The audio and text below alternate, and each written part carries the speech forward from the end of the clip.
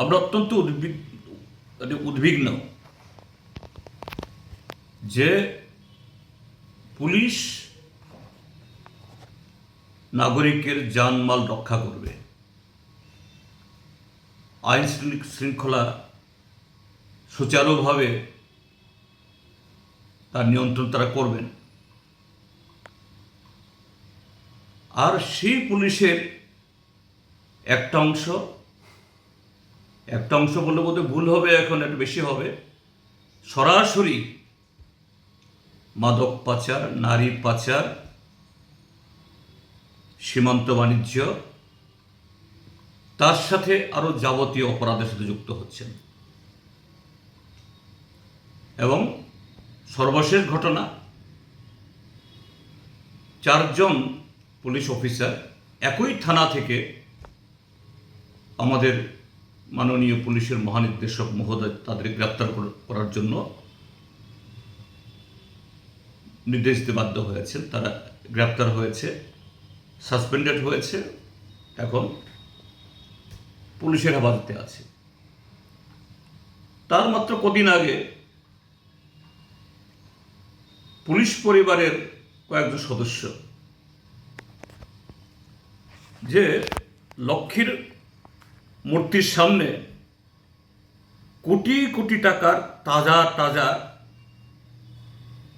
500 আরো বড় বড় টাকার বান্ডেল রেখে হাওয়া দিচ্ছেন, মানুষকে দেখাচ্ছেন, ফেসবুক করে ভাইরাল করে দিচ্ছেন।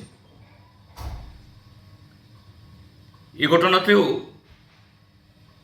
3-4 জন এরকম, যারা এরকমভাবে সামাজিক মাধ্যমে এসছে, পুলিশ তাদেরকে গ্রেপ্তার করতে বাধ্য হয়েছে, কয়েকজন সাসপেন্ড হয়েছে। এটা সমুদ্রে ওই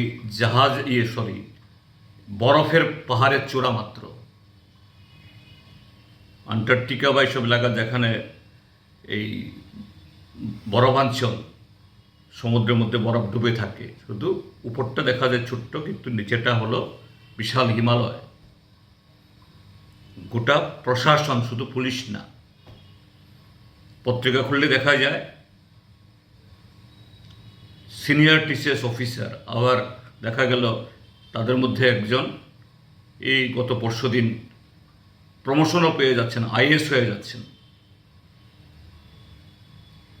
তারা রাজ্যে তো বিশাল সম্পত্তি তৈরি করছেনই, সুদূর মহারাষ্ট্রের পুনে, মুম্বাই, বেঙ্গালুর, দিল্লি, এসব জায়গাতে কোটি কোটি টাকার ফ্ল্যাট কিনছেন,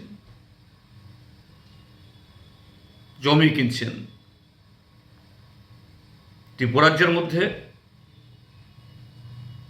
একেবারে ক্লাস 1 গ্যাজেট অফিসার থেকে শুরু করে নিচুতলা অবধি বিগত 8 বছরে এই সরকারের উদ্ররুষে পড়ে 80% বেশি কর্মচারী দূর দূরান্তে ট্রান্সফার হতে হয়েছে। এমনকি 2 দিন বাদে পেনশনে যাবে এরকম কর্মচারীরাও। কিন্তু আবার সেই কোনো অফিসার, অল্প কজন, তারা বছরের পর বছর তাদের এক জায়গায়